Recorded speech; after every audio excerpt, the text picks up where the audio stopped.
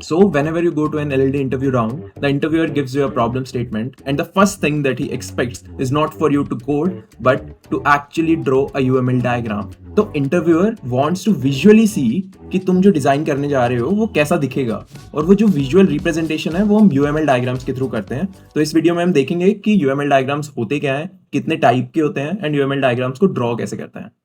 ठीक है. तो सपोज तुम्हें एक एप्लीकेशन के कोड को किसी को समझाना है. We are not saying interviewer को ही समझाना है, किसी को भी समझाना है. तो तुम या तो उसे पैराग्राफ्स में एक्सप्लेन कर सकते हो कि मैं ये क्लास बनाऊंगा, ये इंटरफेस बनाऊंगा, और इसका ऐसा रिलेशनशिप होगा, बट वो समझने में बहुत डिफिकल्ट होगा.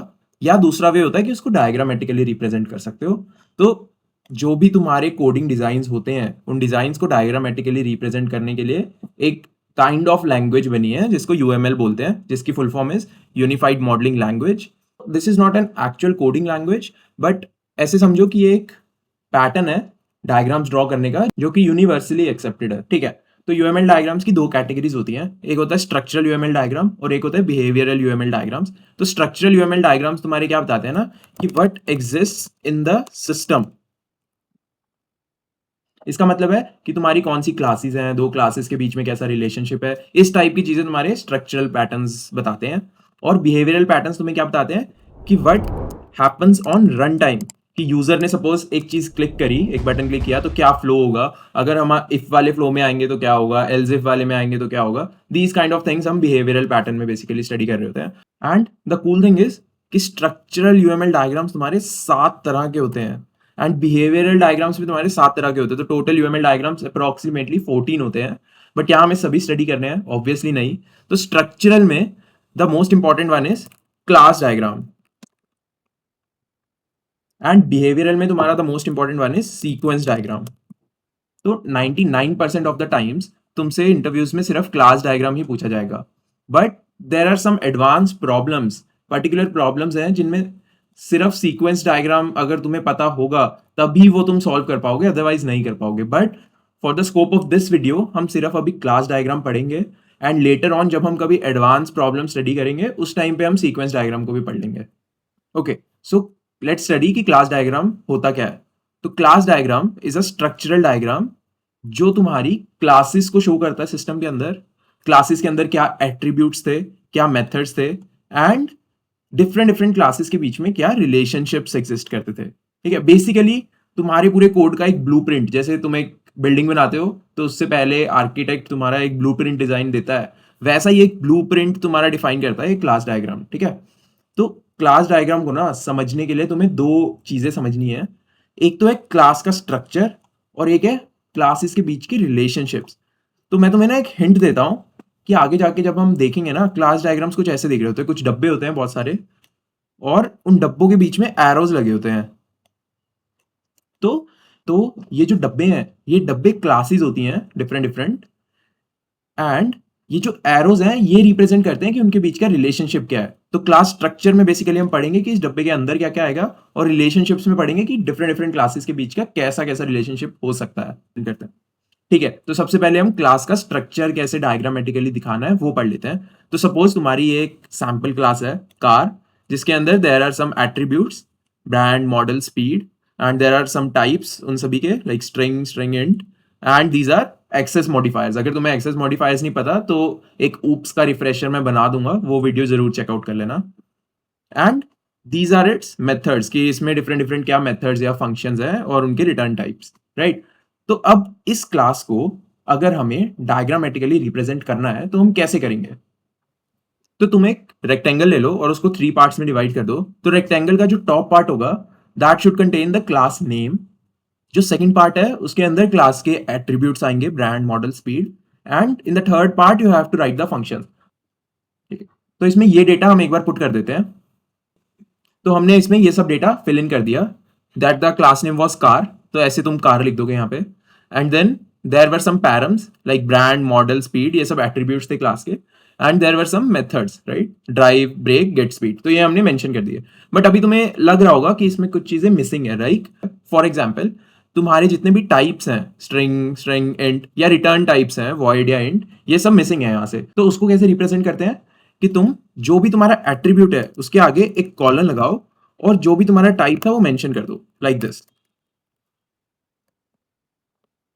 ठीक है, तो ये तो तुम्हारे हो गए टाइप्स।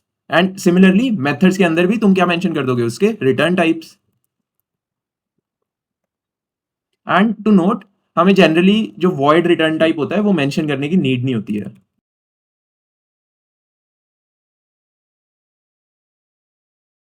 तो the another thing left is this access modifiers. तो हमारे पास कौन कौन से एक्सेस मॉडिफायर्स होते हैं?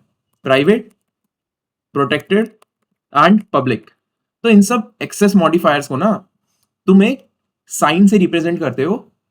तो प्राइवेट को रिप्रेजेंट करने के लिए you have to write a minus sign, protected के लिए you have a hash, and public के लिए you have a plus sign. तो ये तुम्हें क्लास के अंदर लिखने कहां पे होते हैं?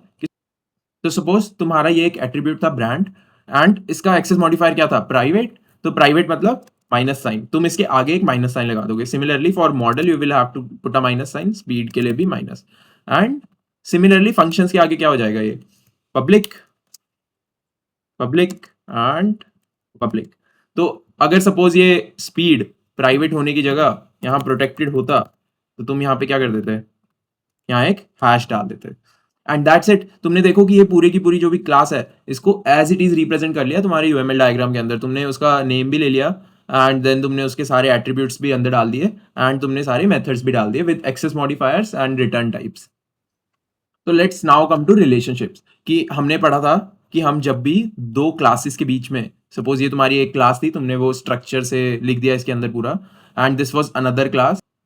तो इन क्लासेस के बीच में किन किन टाइप के रिलेशनशिप्स हो सकते हैं एंड उसको रिप्रेजेंट कैसे करेंगे? ये एरो यहाँ पे कौन से वाला लगेगा, वो हम अभी स्टडी कर लेते हैं। ठीक है, तो रिलेशनशिप्स ना मोटा मोटा दो टाइप के ही होते हैं, which is a relationship and has a relationship. और अपना फर्दर जो इज अ रिलेशनशिप होता है उसके दो और सब टाइप्स होते हैं, विच आर मेजरली इनहेरिटेंस और implementation. And similarly has a relationship के भी तीन और सब टाइप्स होते हैं, which are association, aggregation and composition. तो अब ना हम हर रिलेशनशिप को अलग से समझेंगे। तो इस हर रिलेशनशिप की खास बात क्या है कि सबको रिप्रेजेंट करने का एक डिफरेंट वे है। मतलब हर एक का जो एरो है, ये वाला जो हमने एरो देखा था, वो डिफरेंट होगा। एंड सबको कब यूज करना है, किन क्लासेस के बीच में एग्रीगेशन होता है, किन क्लासेस के बीच में एसोसिएशन होता है, ये समझना बहुत जरूरी पार्ट है। तो आओ इसको हम समझते हैं पहले। ठीक है, तो सबसे पहले हम इजा रिलेशनशिप समझते हैं। उसका सबसे पहला सब टाइप क्या था? इनहेरिटेंस। तो इनहेरिटेंस क्या है? इनहेरिटेंस तो ऊप्स में तुमने पढ़ा ही होगा, सबसे पॉपुलर कॉन्सेप्ट है कि जब भी एक क्लास किसी दूसरी क्लास को एक्सटेंड करती है, तो जो भी ये बी क्लास है, बी ने अगर ए को एक्सटेंड किया तो बी के पास ए की सारी प्रॉपर्टीज आ जाएंगी, राइट? उसके सारे एट्रीब्यूट, सारे मेथड्स बी के पास भी आ जाएंगे। हम यही करते थे। फॉर एग्जाम्पल, सपोज तुम्हारे पास एक क्लास थी एनिमल करके, एंड उसके अंदर you had some function run, ये कुछ भी करता होगा। तो अब सपोज तुमने एक क्लास बनाई डॉग, एंड वो डॉग एक्सटेंड करता है एनिमल क्लास को। इसका मतलब क्या है कि इस डॉग के पास जितने भी एनिमल के एट्रीब्यूट्स या फंक्शंस है वो सब आ जाएंगे। मतलब अगर सपोज कोई अब ऐसा करता है ना कि कोई ऑब्जेक्ट इनिशियलाइज करता है न्यू डॉग का, और फिर कॉल कर देता है ऑब्जेक्ट डॉट रन, तो ये एकदम करेक्ट स्टेटमेंट होगी, सिंस डॉग के पास ऑटोमेटिकली ये रन फंक्शन की इंप्लीमेंटेशन आ गई है। ऑल दो इसके अंदर हमने एक्सप्लिसिटली कोई रन फंक्शन की हमने डेफिनेशन नहीं लिखी है। ठीक है, अगर सपोज यहाँ पे ये एक्सटेंड नहीं कर रहा होता इसको, तो ये यहाँ पे एरर थ्रो कर देता, सिंस अब हमारे पास यहाँ डॉग में रन मेथड है ही नहीं। ठीक है, तो तुम देखो कि ये डॉग और एनिमल के बीच में रिलेशनशिप कैसा है। ये एक इज अ रिलेशनशिप है, क्योंकि हम क्या बोलेंगे इंग्लिश में बोल के देखो कि ये डॉग इज अ एनिमल ही तो होगा। ये सेंस बना रहा है ना कि dog is a animal, dog भी तो एक एनिमल ही है, बिकॉज डॉग के पास सारी वो प्रॉपर्टीज हैं जो एक एनिमल के पास थी, राइट? तो हम इसको ये देख लेते हैं कि यूएमएल डायग्राम में कैसे इसको रिप्रेजेंट करते हैं, यूएमएल क्लास डायग्राम में। तो तुम सपोज एक क्लास बना रहे हो which is dog, and there is another class which is animal. तो ये डॉग से तुम पॉइंट करोगे एनिमल की तरफ। इसमें मतलब क्या है कि जो भी चाइल्ड क्लास होती है इनहेरिटेंस रिलेशनशिप में, उस चाइल्ड क्लास से एक एरो पॉइंट कर दोगे टुवर्ड्स पेरेंट क्लास। बट तुम्हें ये ध्यान रखना है कि ये एरो किस टाइप का होता है इसमें, कि ये होलो ट्राइंगल के साथ एक एरो होता है। मतलब अगर तुम ड्रॉ करोगे तो ये एक ऐसे होलो ट्राइंगल के साथ तुम ड्रॉ कर दोगे एरो को, और हमेशा चाइल्ड क्लास से पेरेंट क्लास की तरफ ही ये पॉइंट करेगा तुम्हारा।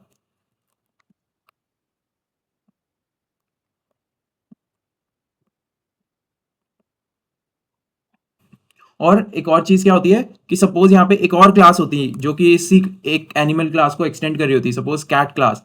तो तुम इसी के नीचे एक और एरो बना के और यहां पे तुम क्लास डाल दोगे उसकी कैट की,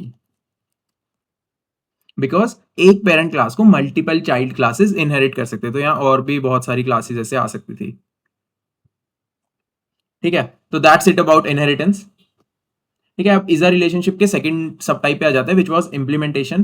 तो ये तुमने ऊप्स में पढ़ा ही होगा कि जैसे हम इनहेरिटेंस में क्या करते हैं, बी एक्सटेंड्स ए, मतलब बी में ए की प्रॉपर्टीज आ जाएंगी, बट यहां पे हम क्या बोलते हैं कि अ क्लास इंप्लीमेंट्स एन इंटरफेस। तो इसका मतलब क्या है कि ये जो ए है यहाँ पे वो एक इंटरफेस है, और यहाँ पे बी क्या है, बी एक नॉर्मल क्लास है, और यहाँ पे एक्सटेंड्स कीवर्ड की जगह इंप्लीमेंट्स कीवर्ड आ जाता है। तो इसको कोड, तो अब इसको कोड में कैसे लिखते हैं कि ये एग्जाम्पल ले लेते हैं एक शेप का, कि सपोज तुमने एक इंटरफेस बनाया शेप, एंड उसके अंदर ये डिक्लेयर कर दिया एक एरिया फंक्शन। इसका मतलब क्या है कि जो भी क्लास इस शेप इंटरफेस को इंप्लीमेंट करेगी उसको ये एरिया मेथड को ओवरराइड करना ही करना पड़ेगा, राइट।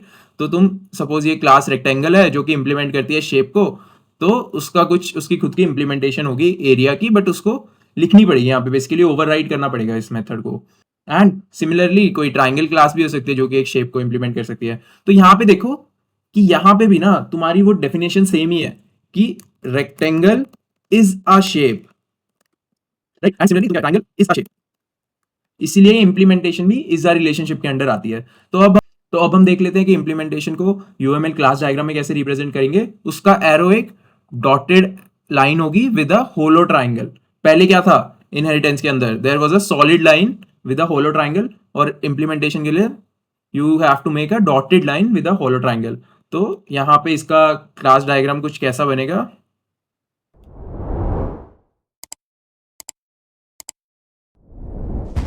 कुछ ऐसा।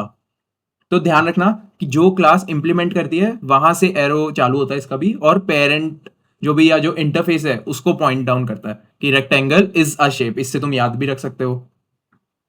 तो ये हमने इजा रिलेशनशिप के दो सब टाइप्स पढ़ लिए।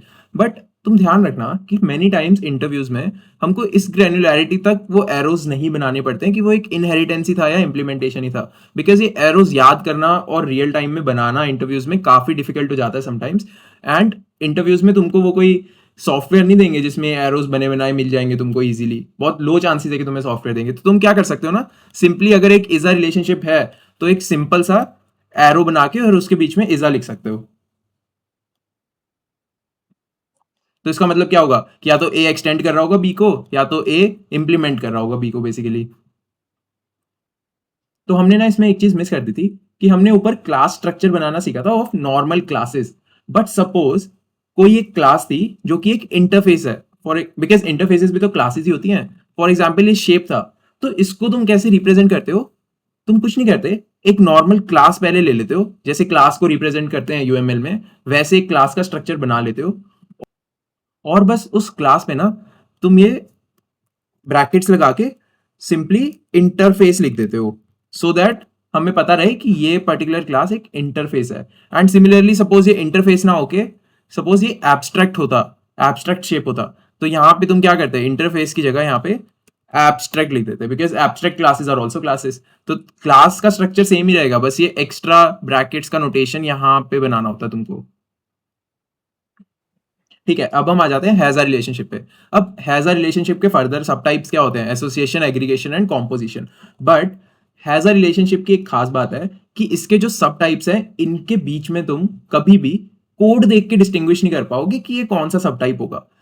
क्यों, ये मैं अभी बताता हूं। जैसे इजा रिलेशनशिप के अंदर ना तुमने इनहेरिटेंस था, तो एक्सटेंड कीवर्ड से प्रोबेबली तुमने पहचान लिया कि वो इनहेरिटेंस है। एंड इंप्लीमेंटेशन था तो तुमने इंप्लीमेंट्स कीवर्ड से पहचान लिया कि एक इंटरफेस बन रहा होगा और इंप्लीमेंट कर रहा होगा। बट हैज अ रिलेशनशिप की खास बात क्या है ना कि इसमें कोड ऑलमोस्ट सिमिलर दिखेगा तुम्हें। फॉर एग्जाम्पल सपोज तुम्हारी ये क्लास थी ए और एक क्लास थी B, but has a relationship क्या कहता है कि ए के पास बी का ऑब्जेक्ट है। इसको समझो ध्यान से कि ए क्लास और बी क्लास का डायरेक्टली कोई रिलेशनशिप नहीं है कि ए क्लास की कोई प्रॉपर्टीज बी में है या एक्सटेंड कर रहे हैं एक दूसरे को, ऐसा कुछ नहीं है। बस ए क्लास के अंदर एक बी क्लास का ऑब्जेक्ट यूज हो रहा है। ठीक है, अब ये बी क्लास का ऑब्जेक्ट कैसे बन सकता है, प्रॉबेबली तुमने कंस्ट्रक्टर में बना सकते हो इसको कि बी को असाइन कर दिया तो तुमने न्यू बी करके, ठीक है, ये क्या बन गया, एक नया ऑब्जेक्ट ही तो तुमने बनाया, इंस्टेंशिएट किया और बी के अंदर असाइन कर दिया, ठीक है। या फिर इसका कोई रैंडम फंक्शन होता, उस फंक्शन के अंदर तुम ये कर दे रहे होते। या फिर एक और जो बहुत तगड़ा तरीका होता है इसमें, कि सपोज तुम्हारा एक कंस्ट्रक्टर था, तुम इस कंस्ट्रक्टर के अंदर एक ऑब्जेक्ट एक्सेप्ट कर रहे होते बी टाइप का, समझ रहे हो, ऐसा कुछ कर रहे होते, तो इसके अंदर मतलब तुम्हें ये ऑब्जेक्ट चाहिए, तो एनीवेज इस क्लास के अंदर मतलब ये ऑब्जेक्ट आ जाएगा। तो इनका रिलेशनशिप कैसा है कि ए क्लास के पास एक बी क्लास का ऑब्जेक्ट है, मतलब ए हैज अ बी, इसीलिए इसको बोलते हैं हैज अ रिलेशनशिप। और हैज अ रिलेशनशिप का जैसे हमने इज अ रिलेशनशिप में एरो देखा था ना, कि एक एरो बना के और इज अ लिख देते हैं हम, वैसा ही हैज अ रिलेशनशिप के अंदर क्या करते हैं कि ए के अंदर बी है, तो ए हैज अ बी, बस एक एरो बनाओ और उसके बीच में हैज अ लिख दो, ठीक है। तो अब हम ये आइडेंटिफाई कैसे करेंगे कि ये एसोसिएशन है, एग्रीगेशन है या कॉम्पोजिशन है, उसके लिए सबसे पहले समझते हैं कि ये तीनों होते क्या है। तो ठीक है, तो सबसे पहले हम समझते हैं एसोसिएशन को। तो association is a weakest form of has a relationship, ठीक है। अब ना ये क्या कहता है एसोसिएशन, कि दो ऑब्जेक्ट्स या दो क्लासेस के बीच में सिर्फ कितना रिलेशनशिप है, नोज अबाउट का रिलेशनशिप, मतलब उन दोनों को बस आपस में एक दूसरे के बारे में पता है, इसके अलावा कोई एक्स्ट्रा रिलेशनशिप एग्जिस्ट नहीं करता। मतलब क्या है इसका, कि सपोज ना तुम्हारे पास एक स्टूडेंट था और एक बुक थी, तो इनके बीच में क्या रिलेशनशिप होगा, बस ये एक स्टूडेंट है और एक बुक है। तुम क्या ऐसा बोल सकते हो कि स्टूडेंट के अंदर ये बुक डाल सकते हो?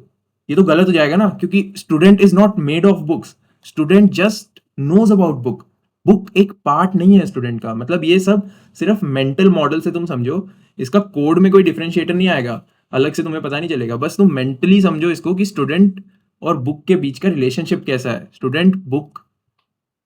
स्टूडेंट के अंदर बुक नहीं है, स्टूडेंट और बुक एक इंडिपेंडेंट ऑब्जेक्ट्स हैं, और सिर्फ उनके बीच में क्या रिलेशनशिप है, नोज अबाउट का, कि बस वो स्टूडेंट के पास कोई बुक है या स्टूडेंट बस जानता है बुक को, बट स्टूडेंट के अंदर कोई बुक नहीं है, ठीक है।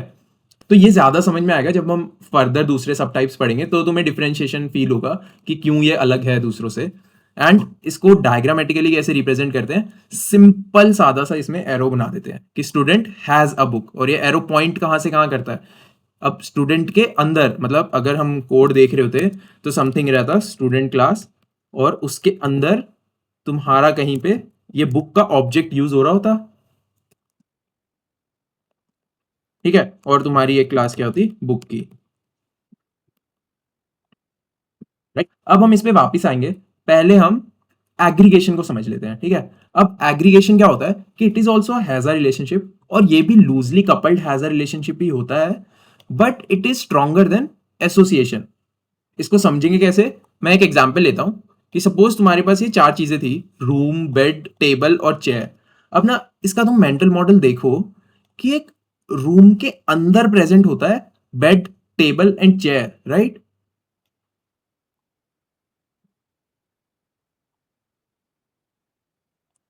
मतलब कुछ ऐसे कि ये रूम अगर ऑब्जेक्ट है तो इसके अंदर कहीं ये सब प्रेजेंट होंगे, बेड, टेबल और चेयर, राइट। बट पहले देखो एसोसिएशन में, एसोसिएशन के अंदर हम ये नहीं कह सकते थे कि स्टूडेंट के अंदर एक बुक प्रेजेंट है, बट यहां हम बोल सकते हैं। बट एग्रीगेशन की ना एक और खास बात क्या होती है कि ये जो इंडिविजुअल ऑब्जेक्ट्स हैं ये रूम के अंदर एग्जिस्ट तो करते हैं, मतलब रूम का हैज अ रिलेशनशिप है with bed, table and chair. मतलब तुम क्या बोलोगे, room has bed, room has table and room has chair, correct. लेकिन तुम्हारा जो ये बेड, चेयर और टेबल है ये इंडिविजुअली भी एग्जिस्ट कर सकता है। मतलब अगर ये रूम प्रेजेंट नहीं भी होता, सपोज ये रूम नहीं भी होता यहाँ पे, तो भी ये चेयर, टेबल और बेड एग्जिस्ट कर सकते थे। तो एग्रीगेशन यही बोलता है कि तुम्हारे कुछ ऑब्जेक्ट्स हैं जो कि एक पर्टिकुलर ऑब्जेक्ट के अंदर हैं प्रेजेंट, बट वो इंडिविजुअली भी एग्जिस्ट कर सकते हैं। अब ये बेटर कब समझ में आएगा, जब हम इसका नेक्स्ट टाइप कॉम्पोजिशन पढ़ लेंगे, तब तुम्हें इसका डिफरेंस समझ में आएगा कि क्या होता है। बट पहले देख लेते हैं कि एग्रीगेशन को यूएमएल डायग्राम में कैसे रिप्रेजेंट करते हैं। तो एग्रीगेशन का ना ये कुछ एरो होता है, तो it is a hollow diamond and a solid line, right. But इसके अंदर ना थोड़ा डिफिकल्टी ये होती है कि एरो का जो पॉइंटर है ये ऑपोजिट साइड पे होता है। मतलब हमने क्या देखा था पहले कि जब अगर रूम हैज बेड है तो हम कुछ ऐसा एरो बना रहे थे, room has a bed, right. But अब क्या हो गया, ये जो पॉइंटर है, जो ये डायमंड है, ये रूम में होता है। मतलब ये काइंड ऑफ ऑपोजिट पॉइंट करते हैं, या तुम मान लो एरो ही यहां से चालू होके और लाइन पे खत्म होता है। तो ये बस एक ध्यान रखना कि hollow diamond and solid line ये रिप्रेजेंट करते हैं एग्रीगेशन को। तो room has a bed, room has a table and room has a chair. And aggregation की खास बात क्या थी कि कंटेन्ड ऑब्जेक्ट्स, जो भी कंटेन्ड ऑब्जेक्ट्स हैं, चेयर टेबल और बेड, कैन एग्जिस्ट इंडिपेंडेंटली। मतलब वो बाउंड नहीं है कि रूम एग्जिस्ट करना ही चाहिए तभी बेड टेबल और चेयर एग्जिस्ट करेंगे। ठीक है, अब ना हम कॉम्पोजिशन पहले पढ़ते हैं, फिर फर्दर देखेंगे कि एग्रीगेशन और कॉम्पोजिशन में क्या फर्क था। ठीक है, तो अब आ जाते हैं कॉम्पोजिशन पे। तो कॉम्पोजिशन सेज कि it is also has a relationship, but it is a tightly coupled has a relationship, और ये सबसे strongest form of has a relationship होता है। अब ऐसा क्यों होता है, हम एक एग्जाम्पल से समझते हैं कि सपोज तुम्हारे पास चार चीजें थी, which was chair, seat, arms and wheels.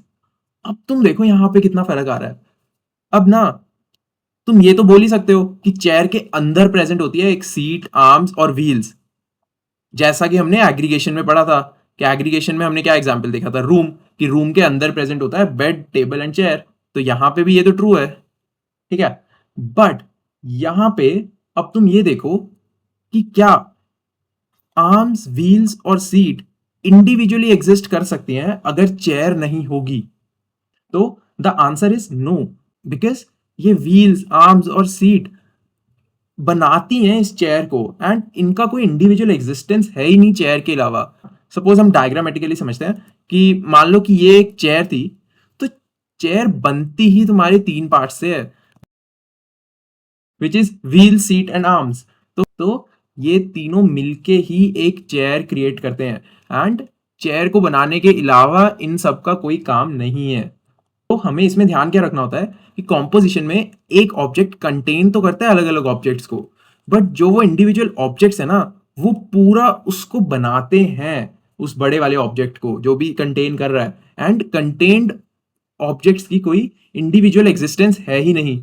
मतलब contained objects can't exist without parent.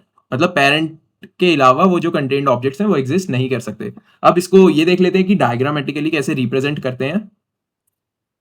तो डायग्रामेटिकली इसको कुछ ऐसे रिप्रेजेंट करते हैं। तो इसका एरो क्या होता है ना कि एक field diamond and a solid line. तो हमने देखा था कि एग्रीगेशन में क्या होता था कि एक हॉलो डायमंड और अ सॉलिड लाइन होती थी। इसमें it is a field diamond and a solid line, और इसमें भी एरोज अपोजिट है। मतलब चेयर हैज अ सीट, तो चेयर से चालू होता है ये एरो, और फिर एक सॉलिड लाइन आती है एक कंटेन्ड ऑब्जेक्ट के पास। ठीक है, ऐसी chair has arms, chair has a wheels. ठीक है, तो ये हमारा कॉम्पोजिशन था। तो अब तुम्हें इन तीनों सब टाइप्स हैं जो हैज अ रिलेशनशिप के, उनके इंडिविजुअल डिफरेंसेस समझ में आ गए होंगे कि एसोसिएशन क्या होता है, वीकेस्ट फॉर्म, और इसके अंदर कुछ रिलेशनशिप नहीं होता, बस नोज अबाउट रिलेशनशिप होता है दो ऑब्जेक्ट्स या दो क्लासेस के बीच में। एंड एग्रीगेशन क्या होता है कि एक बड़ा ऑब्जेक्ट किसी ऑब्जेक्ट को कंटेन्स तो करता है, बट इंडिविजुअल एग्जिस्टेंस भी इसके अंदर एग्जिस्ट करती है कंटेन्ड ऑब्जेक्ट्स की। और कॉम्पोजिशन में क्या था कि एक ऑब्जेक्ट दूसरे ऑब्जेक्ट्स को कंटेन करता है, बट वो खुद उनसे बना हुआ है। मतलब it is made up of, मतलब no individual existence of contained objects. ठीक है, तो तुम देखना आगे सीरीज में जब इनको हम फर्दर क्लास डायग्राम्स वगैरह बनाया करेंगे, उसके अंदर you won't be able to distinguish through code कि भाई कोड में हम अलग अलग कैसे लिखेंगे। कोड में ये सेम ही रहते हैं, ये बस हमारा खुद का एक मेंटल मॉडल होता है कि ये एसोसिएशन है, एग्रीगेशन है या कॉम्पोजिशन है। ऑल्सो समटाइम्स तुम देखोगे कि एसोसिएशन, एग्रीगेशन और कॉम्पोजिशन को कैजुअली लोग कॉम्पोजिशन ही बोल देते हैं। एंड सिमिलरली जो हमारे इनहेरिटेंस एंड इम्प्लीमेंटेशन था, इन दोनों को कंबाइंड कैजुअली इनहेरिटेंस भी बोला जाता है। तो ये बहुत कैजुअल है, all although it is not 100% correct, but many a times you will see कि इन सबको मेंशन करने के लिए बस सिंपली कॉम्पोजिशन बोल देते हैं and similarly is a relationship को पूरा इनहेरिटेंस बोल देते हैं. सो इस वीडियो में हमने क्या क्या देखा अभी. हमने देखा कि यूएमएल क्लास डायग्राम्स कैसे बनाते हैं, क्लास स्ट्रक्चर कैसे हम डिफाइन करते हैं यूएमएल डायग्राम्स में, देन कैसे कैसे रिलेशनशिप्स एग्जिस्ट करते हैं बिटवीन क्लासेस एंड कब हमें कौन सा रिलेशनशिप यूज करना होता है. बट रिमेंबर, हमने जैसे बोला था, एक्चुअल इंटरव्यूज में शायद जितना हमने अभी तक पढ़ा है उतना यूज ना हो. वो सभी arrows, dotted arrows, then hollow triangles, different different implementation, inheritance, इतने ज़्यादा हम ग्रैनुलैरिटी में शायद नहीं जाएंगे इंटरव्यूज में. हम बहुत एक रफ वर्जन यूज़ करेंगे जिसमें प्रॉब्लली हम सिर्फ इज़ अ और हैज़ अ रिलेशनशिप यूज़ करेंगे. बट हमने फिर ये पढ़ा क्यों? द आंसर इज क्लियर, ताकि हमें माइंड में एटलीस्ट फंडामेंटल्स क्लियर हो और हमें रिलेशनशिप बेसिकली समझ में आए कि क्लासेस का रिलेशनशिप हो कैसा कैसा सकता है एक्चुअली. ठीक है. अब next video which is a very important video, उसमें हम ये देखेंगे कि एक्चुअल इंटरव्यू दिखता कैसा है. एक्चुअल जब तुम इंटरव्यू में बैठते हो एलएलडी के, तो इंटरव्यूअर तुमसे क्या क्वेश्चन पूछता है, क्या तुमसे एक्सपेक्टेशंस होती हैं, एंड हम एक एग्जाम्पल प्रॉब्लम स्टेटमेंट के साथ देखेंगे कि कैसे उस एलएलडी इंटरव्यू राउंड को निकालना है. So let's meet you in the next video.